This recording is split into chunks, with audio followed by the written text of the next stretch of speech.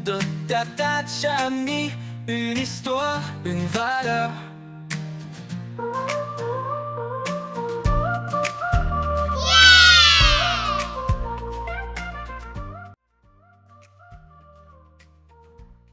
Kumba l'hippopotame et Ngoki le crocodile. Il était une fois, au bord d'un grand fleuve africain, deux animaux puissants et respectés, Ngoki, le crocodile, et Kumba, l'hippopotame. Ils vivaient tous les deux dans le même fleuve, mais ils ne s'aimaient pas beaucoup. Chacun pensait que le fleuve lui appartenait et qu'il était le plus important. Ngoki aimait se reposer sur les rives ensoleillées et surveiller le courant pour attraper du poisson. Kumba, lui, passait ses journées à plonger dans l'eau fraîche avec sa famille. Mais Ngoki trouvait que Kumba faisait trop de bruit en éclaboussant partout, et Kumba pensait que Ngoki était bien trop grincheux. Un jour, alors que Kumba jouait avec ses petits dans le fleuve, Ngoki s'approcha furieux. « Kumba !» cria-t-il. « Pourquoi toi et ta famille troublez-vous l'eau? À cause de vous, je ne peux plus pêcher correctement. Et toi, Ngoki, pourquoi es-tu toujours en colère? Répliqua Kumba. Le fleuve ne t'appartient pas. Nous avons tous le droit d'y vivre. Les deux commencèrent à se disputer violemment. Leurs voix résonnèrent dans toute la vallée. Finalement, dans un accès de colère, Ngoki, le crocodile, mordit la patte de Kumba. L'hippopotame, blessé et furieux, poussa Ngoki avec une telle force qu'il le projeta sur la rive.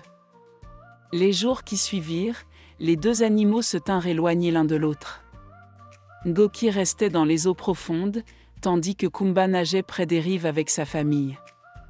Mais au fond d'eux, ils étaient tous les deux tristes. Le fleuve semblait plus vide sans leur présence commune. Un matin, une tempête inattendue s'abattit sur la vallée. La pluie tomba si fort que le fleuve déborda. Les eaux devinrent tumultueuses, emportant tout sur leur passage. Les petits de Kumba, effrayés, furent pris par le courant et emportés vers les eaux profondes. Kumba, paniqué, essaya de les suivre, mais le courant était trop fort pour lui. Il ne savait pas quoi faire. C'est alors que Ngoki apparut. Malgré leur dispute, il savait qu'il devait aider. Avec sa force et son agilité, il plongea dans les eaux furieuses et attrapa les petits hippopotames un par un, les ramenant sains et saufs près de leur mère. Quand tout le monde fut à l'abri, Kumba regarda Ngoki avec reconnaissance. Ses yeux brillaient d'émotion. « Ngoki, je suis désolé pour notre dispute. Si je n'avais pas été si têtu, tout cela ne serait peut-être pas arrivé.